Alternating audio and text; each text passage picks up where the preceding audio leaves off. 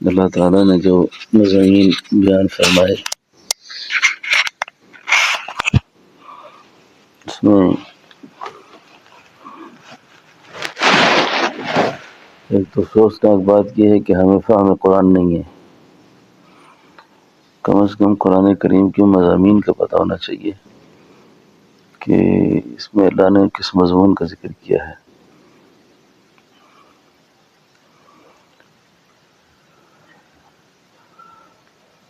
یوسف علیہ السلام کی اس معاملے میں اور موجودہ جو ہمارے حالات ہیں اس میں ہم کس طرح کر کے اپنے لیے کوئی سبق نکالیں اس سے. اب زلیخا نے یوسف علیہ السلام کو اپنے فریب میں لانے کے لیے کوئی ایسا حربہ نہیں چھوڑا تھا کہ جس پہ وہ ان کو گناہ پہ آمادہ نہ کر لے. تو یوسف علیہ السلام اگر ہمت نہ کرتے گناہ چھوڑنے میں، یعنی ہمت کو بھی بہت بڑا دخل ہے. یعنی انسان مجبور محض نہیں ہے کہ یہ بس ایک مجبور آدمی ہے، یعنی اس کی ہمت کو بھی اللہ نے بڑا دخل دیا ہے. اور جیسے سارے تالے پڑے ہوئے تھے یوسف علیہ السلام ہاتھ پہ ہاتھ رکھ لیتے کہ بھی تالے پڑے ہوئے ہیں، نکلنے کا راستہ ہی کوئی نہیں ہے، میں کہاں سے جاؤں. وہ اللہ کا نام لے کر ایک تالے کو ہاتھ لگاتے ہیں، تالا کھل جاتا ہے. دوسرے کو ہاتھ لگاتے ہیں، وہ بھی کھلتا ہے، یہاں تک کہ 7 تالے کھل گئے اور یوسف علیہ السلام زلیخا کے مکر سے بچنے میں کامیاب ہو گئے. ایک تو کسی بھی بیماری کا غلبہ ہو نا، بد نظری ہے، آج کے دور کی جو بیماریاں ہیں تو فحاشی بہت زیادہ ہے کہ بندہ کیسے بچے اس سے. یوں کہیں کہ جی آنکھیں اٹھاتے ہیں تو برباد ہوتے ہیں، نیچے کرتے ہیں تو گرتے ہیں. لیکن آپ یوسف علیہ السلام کو دیکھیں کہ انہوں نے جو ہمت کی، ہمیں ہمت کرنی چاہیے. اور اس ہمت کے نتیجے میں اللہ تعالیٰ اس آدمی کے لیے راستے پیدا کر دیتے ہیں. ہمارے اس قریب زمانے کی تاریخ میں ایک بہت بڑے اللہ والے گزرے ہیں جن کا نام تھا محمد، نام تھا تو وہ مشہور پڑ گئے تھے خواجہ محمد مشکی کے نام سے. ان کے وجود سے ہر وقت مشک کی خوشبو آتی تھی. تو ایک مرید نے ایک دن کہا حضرت یہ خوشبو جہاں سے آپ خریدتے ہیں اگر اس دکان کا پتہ مجھے چل جائے کہ آپ یہ خوشبو کہاں سے لیتے ہیں. تو حضرت ہمیشہ اس سوال کے جواب کو ٹال دیتے تھے، لیکن ایک دن اس نے کہا نہیں، مجھے حضرت اس خوشبو کا پتہ آپ بتائیں گے کہ آپ خوشبو کہاں سے لیتے ہیں. میں یہ ہمت کی بات کرتا ہوں، ہمت کہ گناہ چھوڑنے میں ہمت کر لے آدمی، ارادہ کر لے، نیت کر لے، اللہ جل شانہ اس کی جو عزم اور ارادہ ہے اس میں اپنی تائید کو شامل فرما لیتے ہیں. تو خواجہ مشکی فرماتے ہیں کہ ایک خاتون نے مجھے اپنے فریب میں لانے کے لیے کوئی کسر نہ چھوڑی. وہ ہر وقت اس طاق میں ہوتی تھی کہ میں اس کو کسی طریقے سے فتنے کے اندر مبتلا کروں. تو کہنے لگے کہ ایک دن میں جا رہا تھا تو کسی گلی کے اندر ایک بوڑھی عورت کھڑی ہے، ایک چھوٹا سا بچہ اٹھایا ہوا ہے اور مجھے کہتی ہے کہ حضرت اس بچے کو آپ دم کر دیں. تو کہنے لگے کہ میں نے جب بچے کو دم کرنے کا ارادہ کیا تو وہ بڑی تجربہ کار تھی، مجھے کہتی ہے دیکھو بیٹا خدا کا نام ہے، یہ راستوں میں گلیوں میں نہیں لیتا آدمی، اللہ کا نام ہے، اندر جا کے لو ذرا. کہتے ہیں کہ جب میں اندر گیا تو وہ دم تو بہانا تھا. اس بوڑھی عورت نے اس خاتون کو کہا میں تمہارا شکار لے کر آ گئی ہوں، اب تم جانو یہ جانے. اب خواجہ مشکی کی عمر تھی 24 سال، بھرپور جوان تھے. اس عورت نے کہا کہ اگر آپ نے نکلنے کی کوشش کی تو میں بدنام کروں گی آپ کو، اب جیسا میں کہوں ویسا کرو۔ ٹھیک ہے۔ اب اللہ نے ان کے دل میں ایک بات ڈالی اور انہوں نے اس خاتون سے کہا دیکھو مجھے قضاء حاجت ہے، تو میں پہلے تقاضے سے فارغ ہو جاؤں۔ نے کہا ہاں وہ میرے گھر میں فلاں کونے میں جاؤ، فلش کے نظام تو نہیں ہوتے تھے، جتنی گندگی پڑی ہوئی تھی پہلے سے وہاں کچھ تقاضا نے کیا، وہ سارا اٹھا کے اپنے اوپر مل لیا، اور اس عورت کو آگے کہنے لگے دیکھو میں یہ چیز ہوں۔ اور اس عورت نے اس وقت جوتا اٹھایا، ڈنڈا اٹھایا، ان کو مارا اور کہا نکل جائیں یہاں سے آپ، یہ کیا کیا تم نے اپنے ساتھ؟ اور جب وہاں سے نکل گئے تو آ کر غسل کیا، اپنے آپ کو صاف کیا، کپڑے پہنے، جو ہی کپڑے پہنے تو جسم سے مشک کی خوشبو پھوٹ گئی۔ آپ جاگ رہے ہیں سارے؟ پھر کہو نا سبحان اللہ۔ جسم سے مشک کی خوشبو پھوٹ گئی، اس وجہ سے ان کا نام پڑ گیا مشکی، خواجہ محمد مشکی، کہ جسم سے مشک کی خوشبو آتی تھی۔ اور یہ بات یاد رکھیں کہ تقویٰ کا جو نور ہوتا ہے نا آدمی کا، وہ اللہ جل شانہ کی طرف سے ایک خاص انعام ہوتا ہے۔ جب آدمی کے وجود میں گناہ کی ظلمت نہیں ہوتی نا، گناہ کی ظلمت، اس آدمی کا وجود ہی دعوت ہوتا ہے۔ آپ یہ لفظ پڑھتے سنتے ہیں نا کہ اللہ والوں کا وجود دعوت ہوتا ہے، اللہ والے خود صاحب دعوت ہوتے ہیں۔ کیا مطلب؟ کہ جہاں بیٹھیں گے، جہاں اٹھیں گے، جہاں چلیں گے، جہاں رکیں گے، تو ان کا وجود کیونکہ اللہ کی رحمت سے بھرا ہوا ہے، اور گناہ کے خیالات اور گناہوں کا ہجوم جب انسان کے اندر نہیں ہوتا نا، تو اس کا وجود منبع خیر ہوتا ہے۔ اب آپ کو ایک آدمی کے اندر حسد ہے، بڑا نمازی بھی ہے وہ، بڑا حاجی ہے، بڑا پرہیزگار ہے وہ، لیکن اس کے اندر حسد ہے، اس کے اندر تکبر ہے، اس کے اندر ہرس ہے، اس کے اندر لالچ ہے۔ یہ کوئی ایسی باطنی بیماری ہے، اب اس بیماری کی ظلمت اس کے ساتھ موجود ہے، اس لیے اس کا وجود اب باعث خیر اور باعث برکت نہیں ہے۔ اب جس وقت آدمی کے اندر سے اللہ جل شانہ کی محبت اس انداز سے ہو کہ اس کے باطن کے اندر کوئی بیماری نہ ہو، وہ باطن سے صحت مند ہوتا ہے، پھر ان پاکیزہ خیالات کی وجہ سے اللہ کی رحمت کے گھیرے میں ہوتا ہے وہ۔ اب ہمت کر لے آدمی، ہمت۔ اب یوسف علیہ السلام نے ہمت کر لی، زلیخا کے فتنے سے بچنے میں کامیاب ہو گئے۔ اب اگلی بات سنیں، ہم میں جو تقویدار لوگ ہوتے ہیں ان کو تربیت نہ ہونے کی وجہ سے وہ خوبی اور کمالات کو اپنی طرف منسوب کرتے ہیں، برکات کو اپنی طرف منسوب کرتے ہیں۔ یہ بہت بڑی غلطی ہے۔ لا حول ولا قوت الا باللہ العلی العظیم، لا حول ولا قوت الا۔ یہ اعتکاف کے دوران آخری عشرے میں آج میں عرض کروں گا انشاءاللہ، کم از کم فجر اور رات میں 500 بار پڑھنا چاہیے۔ لا حول ولا قوت الا باللہ العلی العظیم۔ نیکی کی توفیق اور گناہوں سے بچنا فضل کے بغیر نہیں ہے۔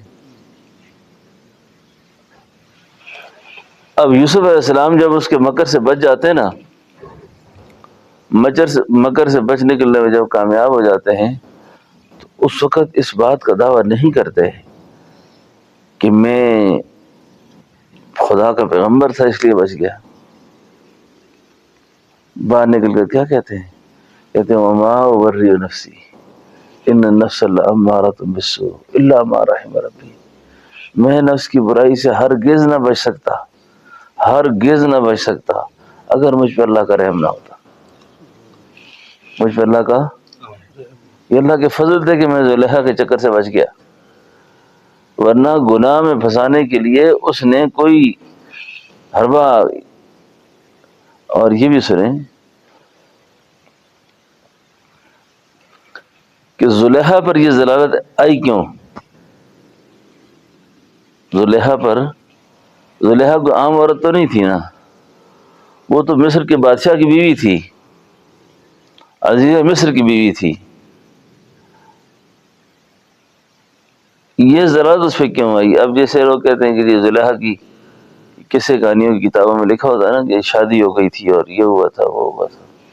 یاد رکھیں پیغمبر کے بستر پہ فاحش عورت نہیں آ سکتی، فاحش عورت پیغمبر کی بستر پر نہیں آ سکتی۔ اللہ اکبر۔ اب زلیخا کی ضلالت کیوں ہوئی؟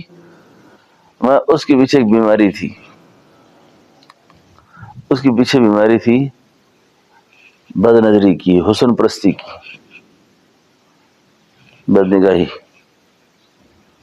بد نگاہی۔ یہ اتنی خطرناک بیماری ہے، اتنی خطرناک بیماری ہے کہ انسان کی روحانیت کو چاٹ کے رکھ دیتی ہے، انسان کی روح مر جاتی ہے اس سے۔ یہ خود بد نظری اتنی بڑی۔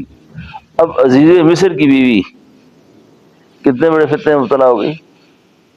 اب میری یہ باتیں عورتیں بھی سن رہی ہوں گی، یہ جو بد نگاہی کا مسئلہ ہے نا، یہ سمجھا جاتا ہے کہ شاید عورتوں کے لیے نہیں ہے، مردوں کے لیے ہے۔ یہ کئی شریف گھرانوں کی عورتوں کے اندر کی بیماری بھی ہوتی ہے کہ دروازے سے نا مردوں کو دیکھنا، کون گیا ہے، کون آیا ہے، کس طرح پہچان لیا اس کو، کس طرح نہ پہچانا۔ نگاہ کو جھکانے کا حکم ہے، نگاہ کو جھکانے کا حکم ہے۔ ہمارے کاوڑ میں حضرت رائے پوری جب تشریف لائے تھے واپس رائے پور سے، کہتے اپنی ہمشیرہ کو پہچان نہ سکے، تو کسی نے کہا حضرت یہ تو آپ کی بہن ہے، اسی طرح آنکھ اٹھا کے دیکھیں۔ فرمایا میں کیا کروں، قرآن کریم میں آیا ہے قل للمؤمنین یغضوا من ابصارہم، ایمان والوں اپنی نگاہوں کو جھکا کے رکھو۔ وہ ہمیشہ راستے پہ چلتے تھے آنکھیں جھکا کے چلتے تھے، جھکا کے چلتے تھے۔ تو بد نظری کا فتنہ جیسے عورت کے لیے خطرناک ہے، عورت کے لیے خطرناک ہے۔ اچھا اب یوسف علیہ السلام کو دیکھ لیں آپ،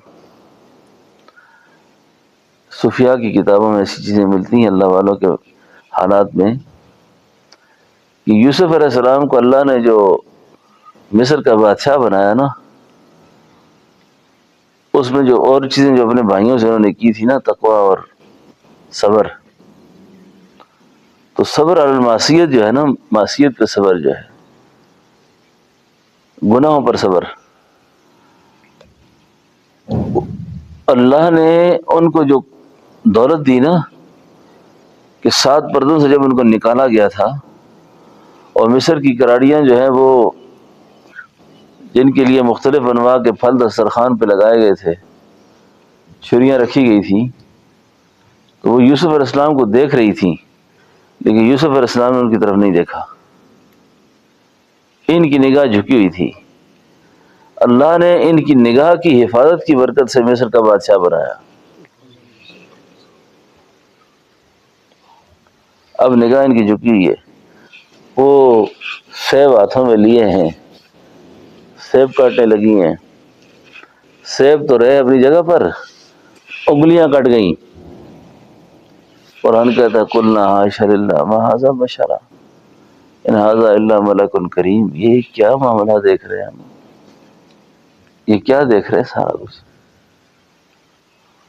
یہ انسان ہے یا فرشتہ ہے، کیا چیز ہے یہ؟ اب نگاہ یوسف جھکی ہوئی ہے، مصر کی کراڑیاں یوں دیکھ رہی ہیں۔ عزیز مصر کی بیوی اس طرح دیکھتی ہے کہ جس پر میں نے دل ہارا ہے آ کے دیکھو تو صحیح اس کو، جس کی خاطر میں اتنی ذلیل ہوئی ہوں، ایسے تھوڑی ذلیل ہوئی ہوں، میں تو اس حسن کے پیچھے مری ہوں۔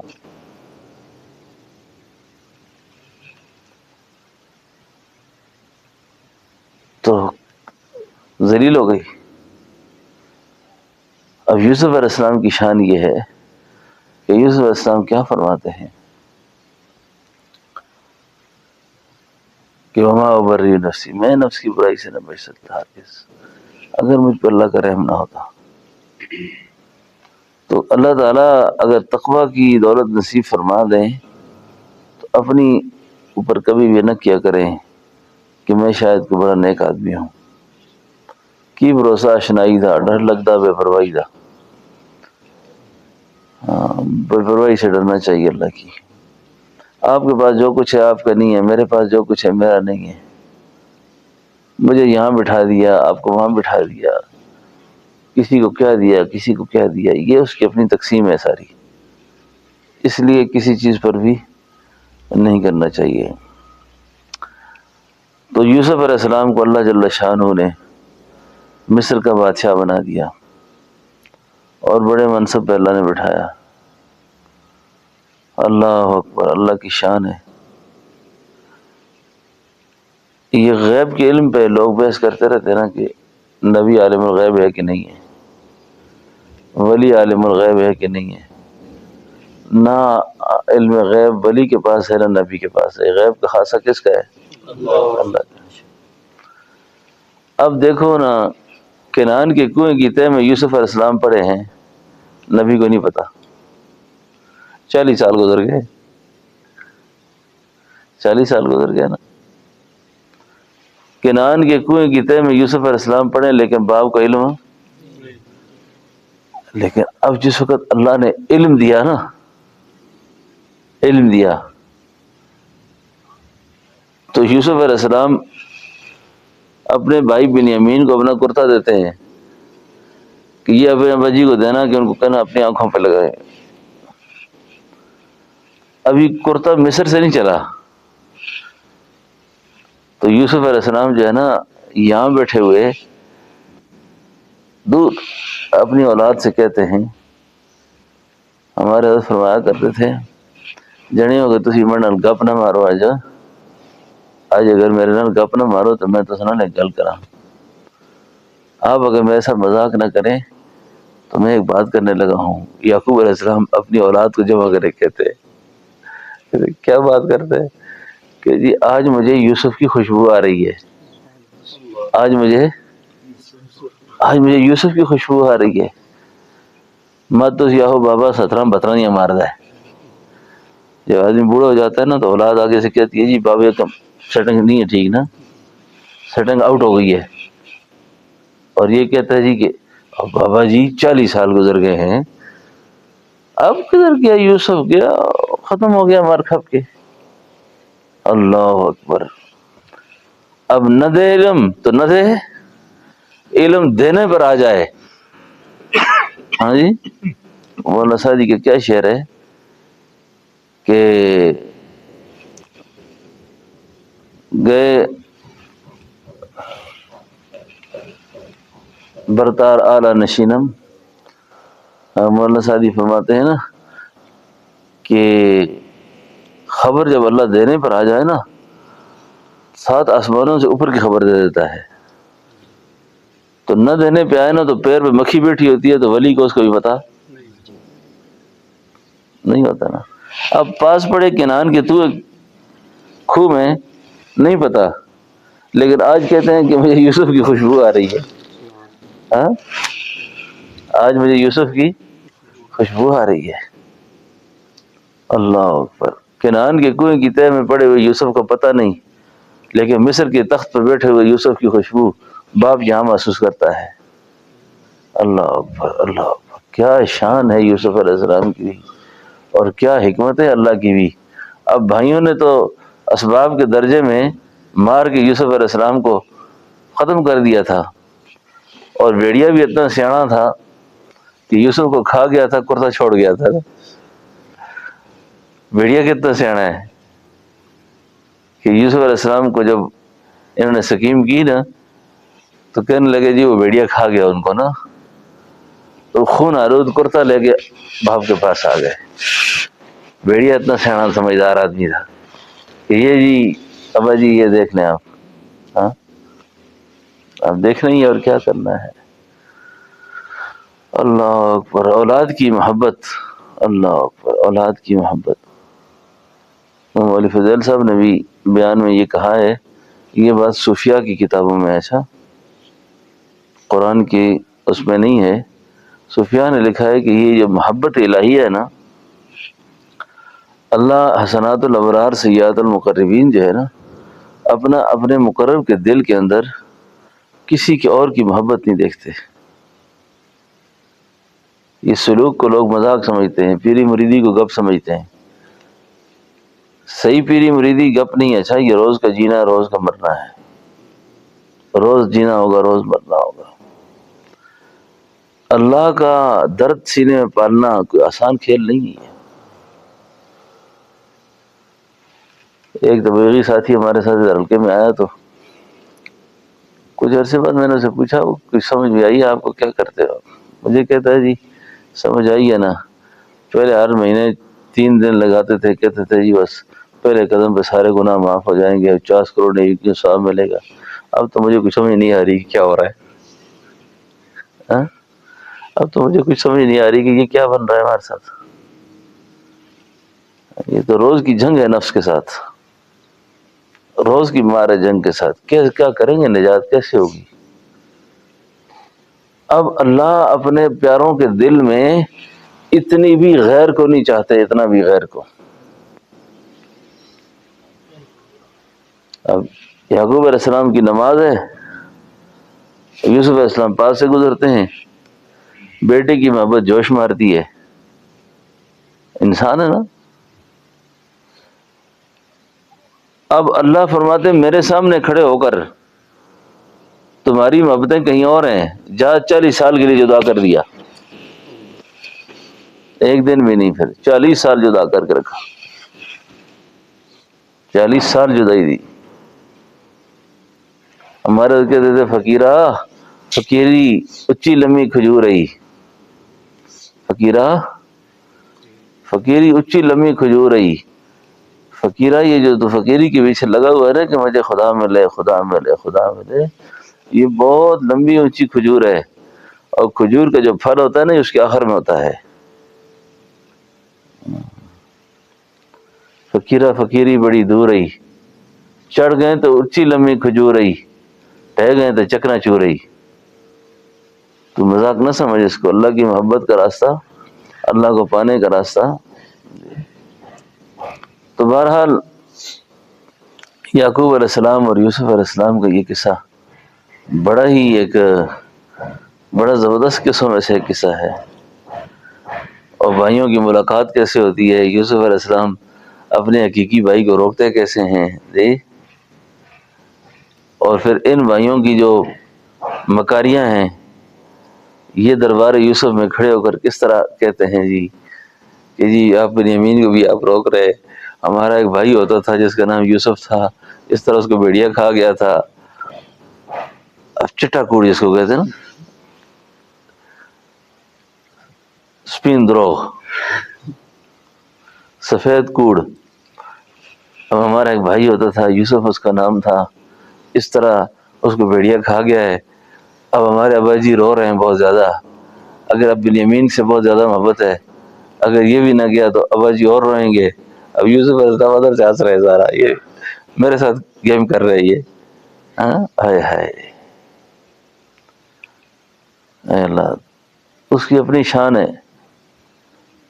مصر کے بازار میں بکنے والا، کنعان کے کنویں کی تہ میں گرنے والا، آج اللہ مصر کا بادشاہ کر دے،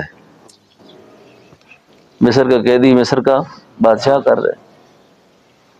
کسی کو تاج سلطانی، کسی کو خاک در در کی، میرے مالک تیری مرضی، جسے چاہے جدھر کر دے۔ اللہ کی مرضی دیکھو، ایک بندے کی سوچ ہے نا، بندہ کیا سوچتا ہے اور اللہ کے علم اس کے لیے کیا سوچ رہا ہے۔ بس اس پورے قصے کے اندر نا، پورے قصے کے اندر میرا خیال ہے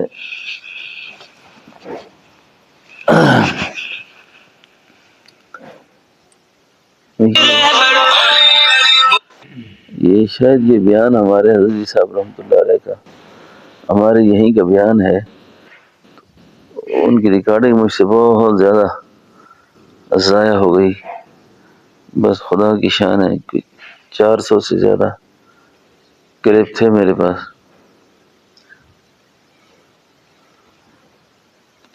اسی سورہ یوسف پر کچھ بیان ہے، یہ تھوڑا سنیں۔ اب اللہ پاک نے یوسف علیہ السلام سے جو بات ڈالی کہ میرے یوسف اب تم پر ایک سوال کر لو، اب جاتے ہوئے الوداع بھی کہہ دو، ایک سوال بھی ان پر کر دو۔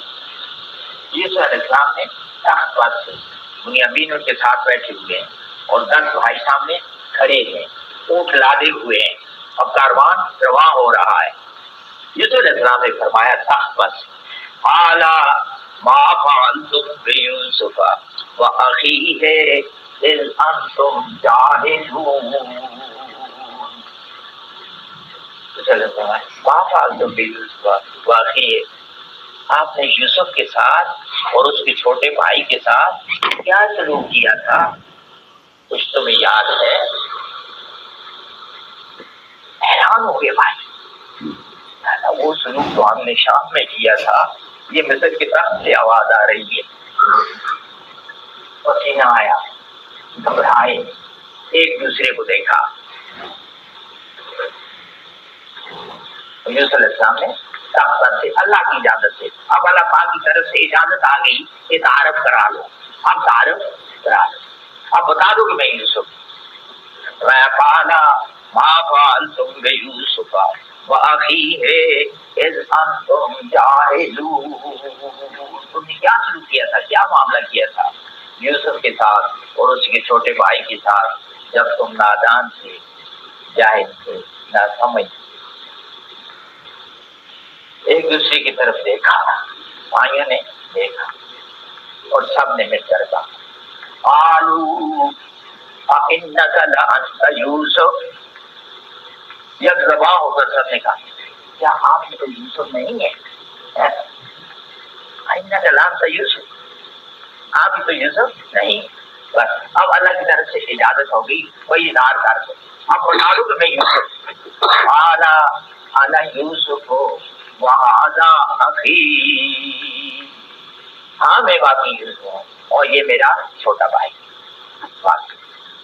بس کیا تھا بھائی، اب بھائیوں پر پسینہ چھوٹا، گھبرائے، اور ان کو وہ عید سامنے نظر آئی جو کچھ کیا تھا نا یوسف علیہ السلام کے ساتھ، اور شکار کے لیے گئے، پھر کتا جبرن نکالا اور اس کو پھر لو میں لو لوہان کیا اور جا کر باپ کے سامنے پھینکا، ابا جان اس کو تو بھیڑیے کھا گئے، وہ ساری ریل جو تھی نا اب وہ سامنے آئی۔ اب دیکھیے پتہ نہیں ہمارے ساتھ اب کیا سلوک ہوگا۔ فرمایا قال انا یوسف وہذا اخی، اور اس کے ساتھ ہی مان آگے فرما دیا کہ کہیں میرے بھائی میرا کمال نہ سمجھ لیں، میری نیابت، میری ہوشیاری، میرا کمال نہ سمجھیں۔ قد من اللہ علینا انہ من یتق ویصبر فإن اللہ لا یضیع اجر المحسنین۔ ہاں واقعی میں یہ میرا بھائی ہے۔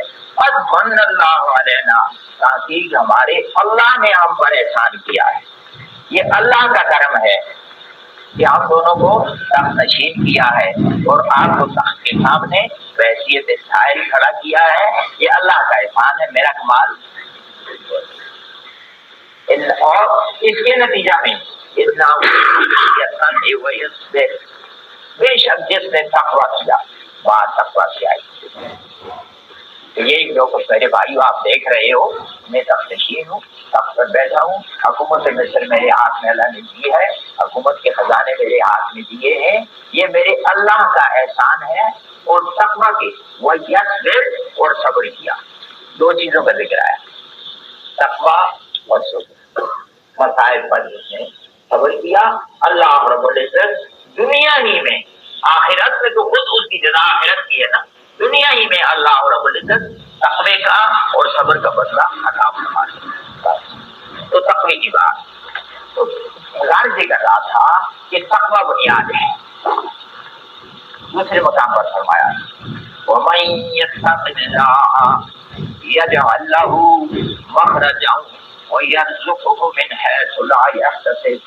سورہ طلاق میں آیت کا کچھ حصہ ہے، پوری آیت میں یہ نہیں، آیت کا آخری حصہ ہے. وَمَن يَتَّقِ اللَّهَ يَجْعَل لَّهُ مَخْرَجًا وَيَرْزُقْهُ مِنْ حَيْثُ لَا يَحْتَسِبُ. وَمَن يَتَوَكَّلْ عَلَى اللَّهِ فَهُوَ حَسْبُهُ إِنَّ اللَّهَ بَالِغُ أَمْرِهِ قَدْ جَعَلَ اللَّهُ لِكُلِّ شَيْءٍ قَدْرًا. ترجمہ کی طرف سے نہیں جاتا، اصل موضوع ہمارا یہ ہے گزارش تقوی. جس نے تقوی کیا یجعل له مخرجا، اللہ رب العزت اسے پریشانیوں سے مسائل سے نکلنے کے راستے پیدا فرما دیتے، مسائل سے تقوی دار کو نجات عطا فرما دیتے. وَيَرْزُقْهُ مِنْ حَيْثُ لَا يَحْتَسِبُ، اور تقوی دار کو اللہ ایسی طرف سے روزی دیتے ہیں جس طرف سے اس کو گمان ہی نہیں ہوتا، ایسی طرف تو تقوی. اور پھر آخرت وَلَأَجْرُ الْآخِرَةِ خَيْرٌ لِّلَّذِينَ آمَنُوا وَكَانُوا يَتَّقُونَ. اور اجر آخرت کا بہتر ہے ان لوگوں کے لیے جنہوں نے دنیا میں ایمان لایا، وَكَانُوا يَتَّقُونَ، اور تقوی اختیار کیا. تقوی کیا؟ رب چاہیے، رب چاہیے. الحمدللہ.